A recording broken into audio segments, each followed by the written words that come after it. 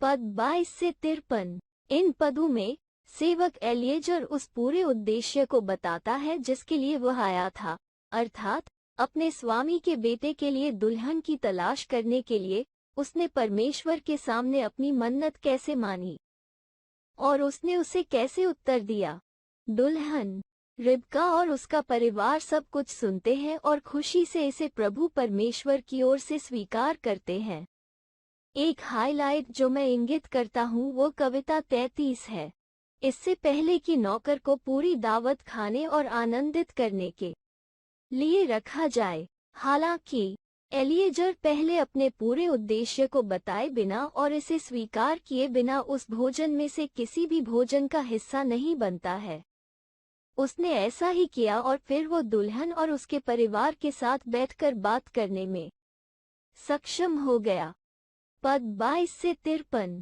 इसी प्रकार हमारे जीवन में परमेश्वर की आत्मा वो केवल तभी प्रवेश करेगा, बैठेगा और हमारे साथ संवाद करेगा जब हम सुसमाचार के उद्देश्य को सुनेंगे और स्वीकार करेंगे, अर्थात दूल्हे यीशु मसीह को हमारे एकमात्र और पर्याप्त उद्धारकर्ता के रूप में स्वीकार करेंगे। देख, मैं द्वार पर खड़ा हुआ खटखटाता हूँ। यदि कोई मेरा शब्द सुनकर द्वार खोलेगा तो मैं उसके पास भीतर आकर उसके साथ भोजन करूंगा और वो मेरे साथ। प्रकाशित वाक्य 3:20। श्लोक 54 से 56। एलिएजर जितनी जल्दी हो सके दुल्हन के साथ अपने स्वामी के पास लौटना चाहता है। पहले से ही भोर में दुल्हन के परिवार के सदस्य उसे घर पर लंबे समय तक रखने के लिए सब कुछ करते हैं। इसी तरह इस दुनिया की परवाह और सुख सुविधाएं और साथ ही हमारा परिवार और दोस्त हमें उनके करीब और अपने प्यारे दूल्हे से दूर रखने के लिए सब कुछ करते हैं। आइए हम मेहनती बने और रेबेका की तरह करें, सब कुछ छोड़कर यीशु मसीह के पास चलें।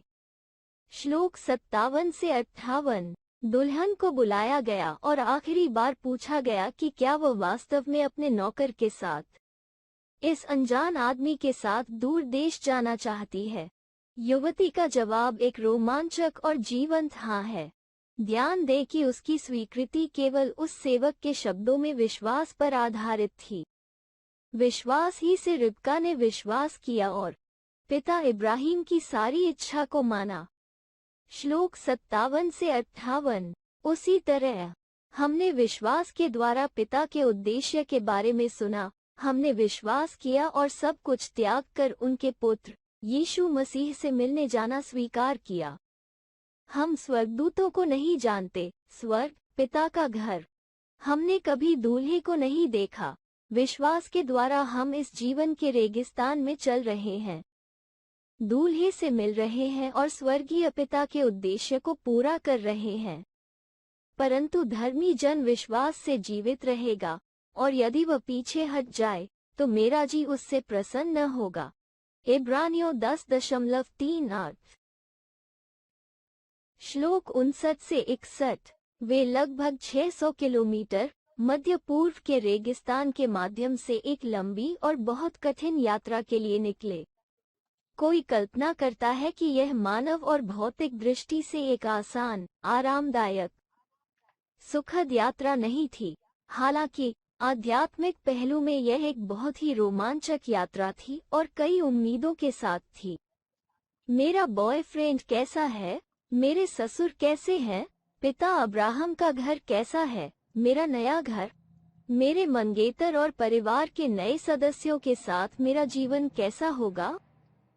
श्लोक 59 से 61। हम इस जीवन के मरुस्थल में स्वर्गिक महलों की ओर यात्रा कर रहे हैं।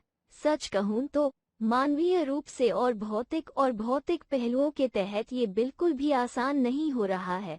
इसके विपरीत ये बहुत दर्दनाक है, लेकिन आध्यात्मिक पहलू में हम स्पंदित होते हैं, आनंदित होते हैं और खुद को उम्मीदों से भर लेते हैं। मेरी आत्मा का प्रिय कैसा है? परम प्रधान कैसे है? परम प्रधान का निवास कैसा है? और स्वर्गीय देवदूत यीशु मसीह के साथ मेरा जीवन कैसा होगा? श्लोक 62 और 67। इसहाक अपने पिता के घर को छोड़कर बेर-लाई-रोई के क्षेत्र में सड़क की एक ऊंचाई पर जाता है और वहां से वह देखता है और पूरे दल को अपनी प्यारी दुल्हन को दूर से लाते हुए देखता है। रेबेका के साथ भी ऐसा ही होता है। दूर से वो इसहाक को उससे मिलने आते हुए देखती है और तुरंत पूछती है, वह कौन है जो हमसे मिलने आता है? ये सब दोनों की उस उम्मीद को प्रकट करता है कि वे एक साथ मिलेंगे और उस पर मुहर लगा देंगे जो उन्हें हमेशा के लिए खुश कर देगा। वो अपना घूंघट उठाती है और अपने दूल्हे के सामने खुद को ढक लेती है। कहती है कि वो उसके लिए शुद्ध, अलग और अनन्य है। श्लोक 62 और 67। इस प्रसंग का विश्लेषण करने पर हम देखते हैं कि वर वधू का मिलन पिता के घर में नहीं बल्कि मैदान में होता है।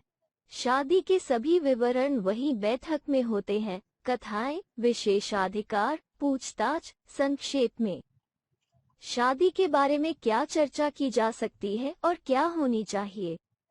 जब वे अपने पिता के घर जाते हैं तो ये केवल विवाह के साथ मिलन पर मुहर लगाने के लिए होता है। श्लोक 62 और 67। कलीसिया की उसके दुल्हे से मुलाकात उसी तरह होगी। पवित्र आत्मा हमें बादलों तक ले जाएगा जहां यीशु मसीह पहले से ही हमारी प्रतीक्षा कर रहा होगा, क्योंकि यदि हम प्रतीति करते हैं कि यीशु मरा और जी भी उठा, तो वैसे ही परमेश्वर यीशु के द्वारा उन्हें भी जो सो गए हैं उसी के साथ ले आएगा।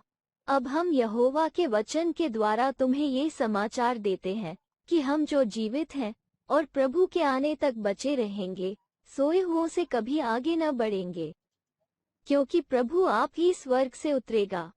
उसमें प्रधान दूत का शब्द सुनाई देगा और परमेश्वर की तुरही और प्रधान दूत का शब्द सुनाई देगा, और जो मसीह में मर गए हैं वे पहले जी उठेंगे।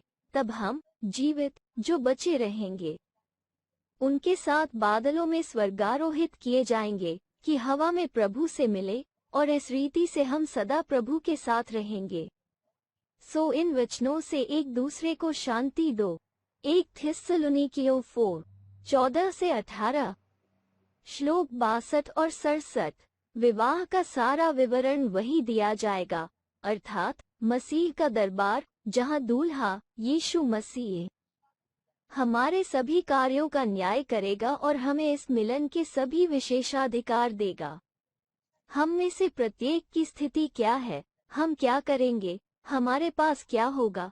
संक्षेप में वो सब कुछ जो शादी से पहले तय किया जाना चाहिए, क्योंकि यह आवश्यक है कि हम सब के सब मसीह के न्याय आसन के सामने हाजिर हों, ताकि हर एक उस भले या बुरे का फल पाए जो उसने देह के द्वारा किए हैं।